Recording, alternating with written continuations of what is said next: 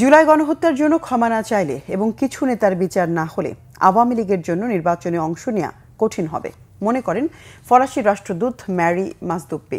অবাধ, সুষ্ঠু ও শান্তিপূর্ণ নির্বাচন বাংলাদেশের নিজের জন্যই গুরুত্বপূর্ণ বলে মনে করেন তিনি।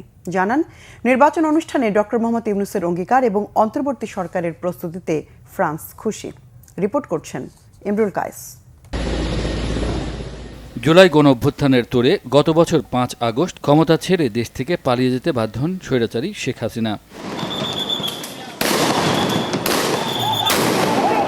আন্দোলন দমাতে তার নির্দেশে ছাত্র জনতার উপর নৃশংস হত্যাকাণ্ড চালায় আইনশৃঙ্খলা বাহিনী ও আওয়ামী লীগ নেতাকর্মীরা। পরবর্তীতে জাতিসংঘ রিপোর্ট এবং বিবিসির অনুসন্ধানেও এর সত্যতা তুলে ধরা হয়। বর্তমানে মানবতা বিরোধী অপরাধের জন্য শেখ হাসিনা সহ আওয়ামী লীগের শীর্ষ নেতাদের বিচার চলছে আন্তর্জাতিক অপরাধ ট্রাইব্যুনালে। দলটির কার্যক্রম নিষিদ্ধ করেছে সরকার। সভাপতি প্রশ্ন উঠেছে, এ অবস্থায় আওয়ামী লীগ আগামী নির্বাচনে অংশ নিতে পারবে কিনা তা নিয়ে। ফ্রান্সের রাষ্ট্রদূত ম্যারি মাজদুপ্পি মনে করেন, বর্তমান বাস্তবতায় যে কোনো নির্বাচনে অংশ নেওয়া আওয়ামী লীগের জন্য কঠিন হবে। ঐতিহাসিক একটি দলের নিষেধাজ্ঞার বিষয়ে আমরা সবাই জানি। জুলাই হত্যাকাণ্ডের জন্য দলটি যতক্ষণ পর্যন্ত ক্ষমা না যাচ্ছে, নিজেদের সংস্কার না করছে এবং পার্টির নেতাদের বিচার না হচ্ছে, ততক্ষণ পর্যন্ত যে কোনো নির্বাচনে অংশগ্রহণ করা কঠিন। এটি আমরা সবাই বুঝি। তবে নির্বাচন কমিশন যতটা সম্ভব অন্তর্ভুক্তিমূলক নির্বাচন করতে চায়। অন্তর্ভুক্তিমূলক বলতে সব নাগরিকের অংশগ্রহণ বোঝায়।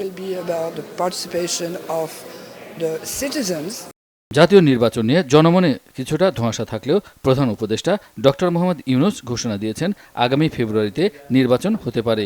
রোজার আগেই ইলেকশন হতে পারে। ডিসেম্বরের মধ্যে সংশ্লিষ্টদের নির্বাচনের প্রস্তুতি শেষ করার নির্দেশও দিয়েছেন তিনি। এতে সন্তোষ জানান ফরাসি রাষ্ট্রদূত। ডক্টর ইউনূসের নেতৃত্বে অন্তর্বর্তী সরকার অবাধ, সুষ্ঠু নির্বাচন অনুষ্ঠানের জন্য প্রস্তুতি নিচ্ছে। আমরা অবশ্যই এটি সমর্থন করি। সুষ্ঠু, সুন্দর ও শান্তিপূর্ণ একটি নির্বাচন বাংলাদেশের জন্যই গুরুত্বপূর্ণ। ভোট পর্যবেক্ষণে ইউরোপীয় ইউনিয়ন পর্যবেক্ষক পাঠাবে। নানা কারণে আগামী নির্বাচনে বন্ধুরাষ্ট্রসহ পশ্চিমা দেশগুলোর আগ্রহ রয়েছে। ইমরুল কায়েস, বাংলাভিশন, ঢাকা।